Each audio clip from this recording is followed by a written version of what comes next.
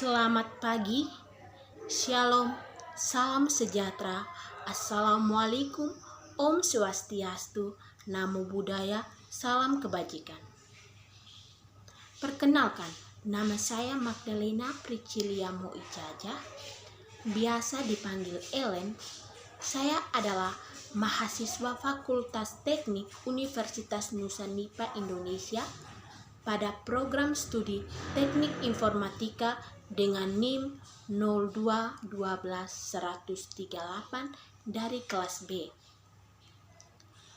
Video ini saya buat dalam rangka untuk menjawab soal ujian tengah semester pada mata kuliah Pendidikan Pancasila yang telah diberikan oleh dosen pengapu. Pada soal pertama, saya akan menjelaskan Pancasila secara etimologis menurut Founding Fathers. Pancasila dirumuskan sebagai dasar negara dalam sidang pertama Badan Penyelidik Usaha-Usaha Persiapan Kemerdekaan Indonesia atau biasa disingkat dengan BPUPKI pada tanggal 29 Mei sampai 1 Juni 1945. The Founding Father pertama adalah Muhammad Yamin yang mengusulkan 5 dasar negara Indonesia merdeka secara lisan pada sidang pertama BPUPKI tanggal 29 Mei 1945. Usulan Muhammad Yamin tentang dasar negara Indonesia yaitu 1. Pri kebangsaan, 2. Pri kemanusiaan, 3. Pri ketuhanan, 4. Pri kerakyatan, dan 5. Kesejahteraan rakyat. Rumusan dasar negara menurut Muhammad Yamin lalu disampaikan secara tertulis kepada Ketua Sidang BPUPKI. Usulan tersebut berbeda dengan rumusan yang disampaikan oleh Muhammad Yamin secara lisan. Usulan rumusan dasar negara menurut Muhammad Yamin secara tertulis yaitu: pertama, ketuhanan yang Maha Esa; yang kedua, kebangsaan persatuan Indonesia; yang ketiga, rasa kemanusiaan yang adil dan beradab; 4. Kerakyatan yang dipimpin oleh hikmat kebijaksanaan dalam permusyawaratan perwakilan; dan yang kelima, keadilan sosial bagi seluruh rakyat Indonesia. Berikut saya akan menjelaskan tentang Pancasila secara terminologi menurut dosen pendidikan Pancasila. Secara terminologi menurut Bapak Alexander Heloprianto, dosen mata kuliah Pendidikan Pancasila, Pancasila adalah dasar-dasar kehidupan manusia bagi setiap individu, kelompok, dan golongan di NKRI yang mengharuskan mempercayai adanya Sang Pencipta sesuai dengan keyakinan, memiliki rasa kemanusiaan, mewujudkan persatuan, adanya musyawarah, konsolidasi, rekonsiliasi, dan berjiwa adil dalam berbangsa dan bernegara. Dari pembahasan di atas, dapat saya simpulkan Pancasila adalah dasar serta landasan ideologi bagi bangsa Indonesia. Pancasila sebagai dasar negara berarti Pancasila dijadikan pedoman dalam bertingkah laku dalam kehidupan bermasyarakat, berbangsa, dan bernegara. Dasar serta landasan ideologi bagi bangsa Indonesia. Pancasila sebagai dasar negara berarti Pancasila dijadikan pedoman dalam bertingkah laku dalam kehidupan bermasyarakat, berbangsa, dan bernegara.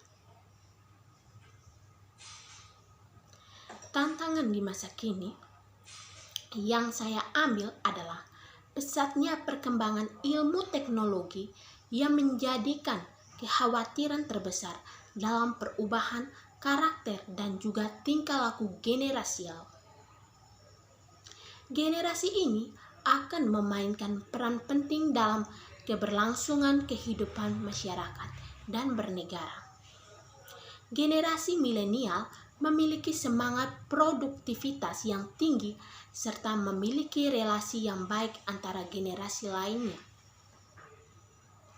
Namun, karena hidup di era yang serba otomatis, generasi ini cenderung menginginkan sesuatu yang serba instan dan sangat mudah dipengaruhi oleh tren dan budaya luar.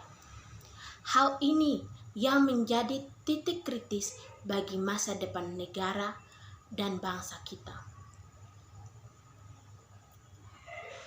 Perkembangan teknologi ternyata masih menjadi hambatan untuk mendekatkan dan menyatukan anak bangsa.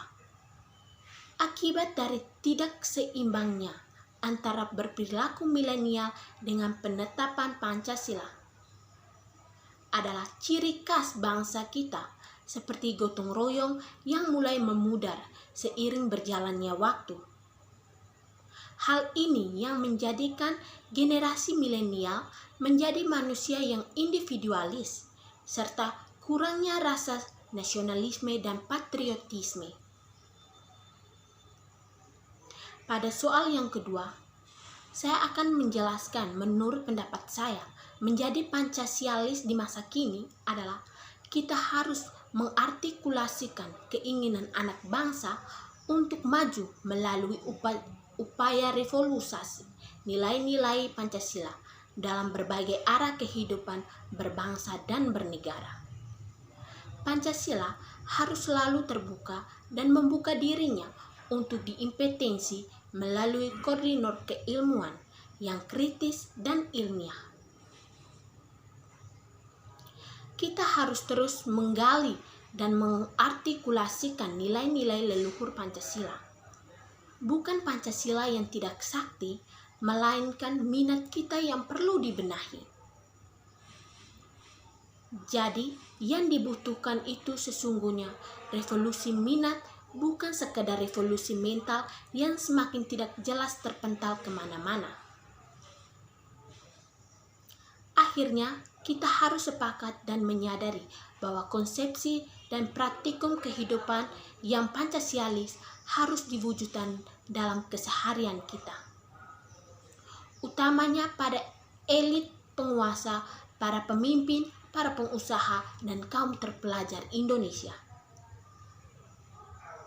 Para kaum ini harus menjadi suri teladan yang bergerak dan berperilaku secara konstruktif, bukan sebaliknya mempergerakkan kemunafikan.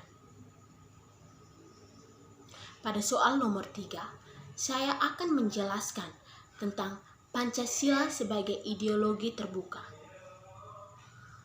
Menurut pendapat saya, Pancasila sebagai ideologi terbuka berarti Pancasila dapat menerima dan mengembangkan pemikiran baru dari luar, dapat berinteraksi dengan perkembangan atau perubahan zaman dan lingkungannya. Bersifat demokratis dalam arti membuka diri masuknya budaya luar dan dapat menampung pengaruh nilai-nilai dari luar yang akan diinkorporasi untuk memperkaya aneka bentuk dan ragam kehidupan bermasyarakat Indonesia, juga membuat dimensi-dimensi secara menyeluruh. Pancasila sebagai ideologi Negara Kesatuan Republik Indonesia dalam penerapannya menganut ideologi terbuka. Sebagai ideologi terbuka, Pancasila memiliki sifat dinamis yang mencerminkan keterbukaan pemikiran sehingga mampu menerima segala iklim perubahan yang terjadi. Namun dalam mencerminkan keterbukaan ini, Pancasila tidak perlu mengubah nilai-nilai dasarnya untuk mengikuti perkembangan zaman tersebut. Dimensi Pancasila sebagai ideologi terbuka. Pancasila sebagai ideologi terbuka memiliki 3 dimensi. Pertama, dimensi realitas. Pada dimensi realitas, ideologi mampu untuk menyesuaikan nilai-nilai hidup dan berkembang dalam bermasyarakat. Yang kedua, dimensi idealisme. Pancasila yang memiliki dimensi idealisme merupakan ideologi yang mampu memberikan harapan dan cita-cita masyarakat tentang masa depan yang lebih baik. Yang ketiga, dimensi pendukung atau pengembangan. Pancasila sebagai ideologi terbuka dapat mempengaruhi dan menyesuaikan dengan perkembangan masyarakat. Pada soal yang terakhir, menurut pendapat saya, jika pedoman penghayatan dan pengalaman Pancasila dihidupkan kembali, saya kira penataran P4 perlu dihidupkan kembali, namun harus disesuaikan dengan perkembangan zaman. Contoh, wayang agar menjadi budaya masyarakat Jawa perlu waktu ratusan tahun. Begitu juga dengan Pancasila, agar bisa dihayati dan diamalkan harus diberikan terus-menerus pada generasi muda. Sekian penjelasan dari saya. Jika saya salah kata, saya minta maaf dan semoga penjelasan saya ini dapat bermanfaat bagi kita semua. Terima kasih, selamat pagi.